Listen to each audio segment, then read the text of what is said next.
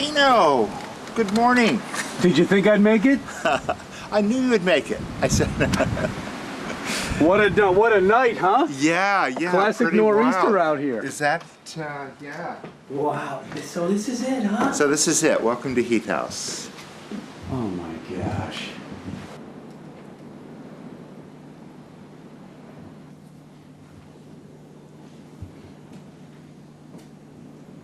What a view. Would you like a cup of coffee? I would love one. Great. So just you out here? Just me, all by myself. 15 years. Well, me and Ming Lee, my kitty. One of the real joys is not having a television set, not having an internet connection, not having to do email and all that sort of stuff. So no, I don't think we'll get a TV set soon.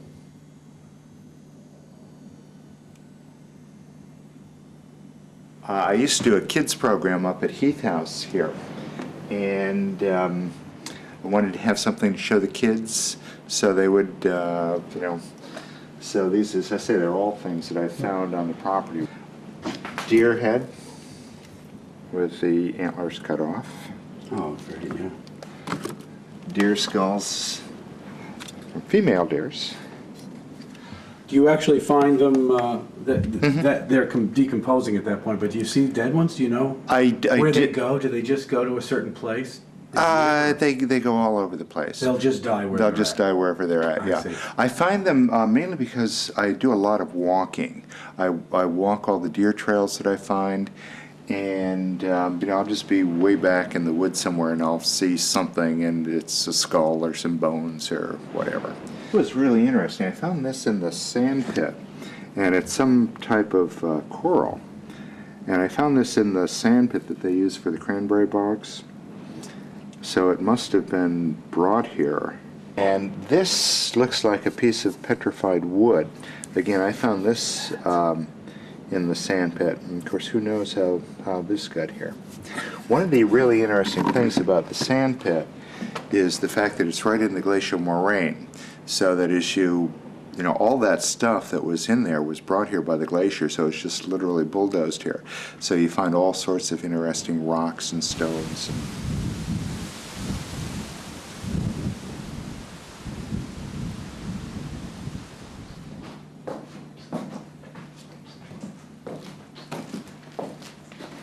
Thank you. Coffee. Nice. One of those guilty pleasures in the morning, right? Yeah. But did you hear no guilt at all. But you know what? Now they're saying that coffee's good for you. Oh, really? Oh, good. Just recently. See, you're not watching enough TV. Oh, that's it. That's it. Ming, guess what?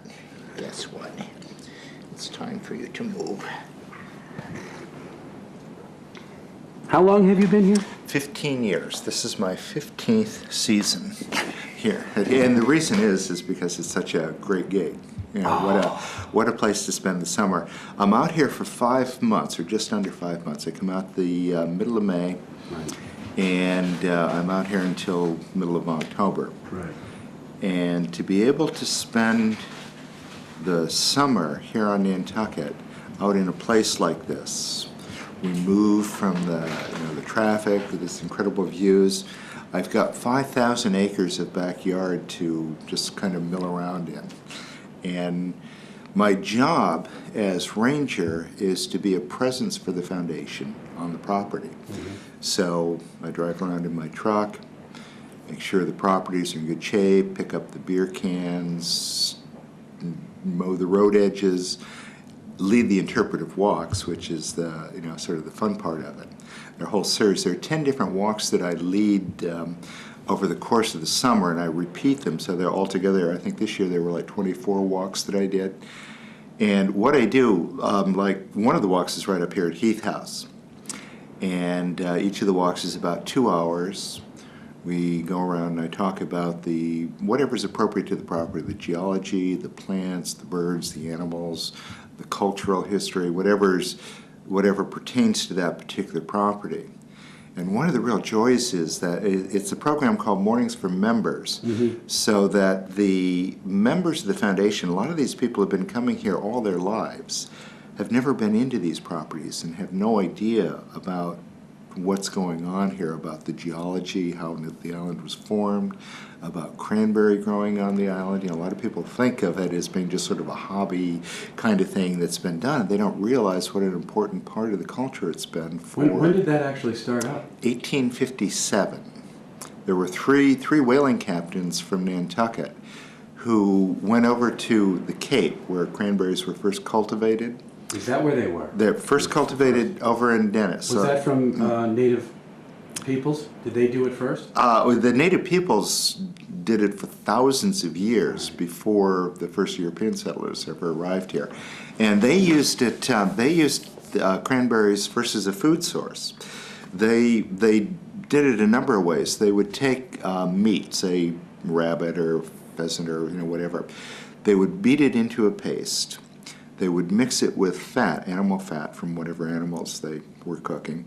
And then they would mix in cranberries. They would mix in maybe some meal. They'd take bearberry, for example. They'd grind it up with a mortar and pestle, put that in, whatever other meal they had. And they would press it into cakes that they called pemmican. And they were, of course, there's no refrigeration, so it was great for storage. High in fat content, high in vitamin content, because they had cranberries or blueberries or whatever other berries might be. So with cranberries, we know that the natives, and by the way, the natives have been here for over 6,000 years, right here on Nantucket. And we know that from radiocarbon dating that's been done at some of the different archaeological sites, like, for example, over in right around Sacajawea Pond over there at Quidnet. Squam Pond, at Quays, Shimo, other sites around the island. So, when you stop and think about that, 6,000 years of continuous human habitation. I mean, that's before they were building pyramids. That's before, all the amazing things that were going on in history.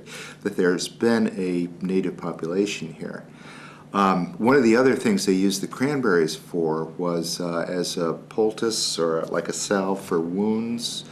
They also used it for fevers, for calming fevers and so on. So the plant has a pretty long history. It's one of only 3 berries that's native to North America. The cranberry, the blueberry, and fox grape are the only 3 native North American berries, and we have all 3 of them right here on Nantucket.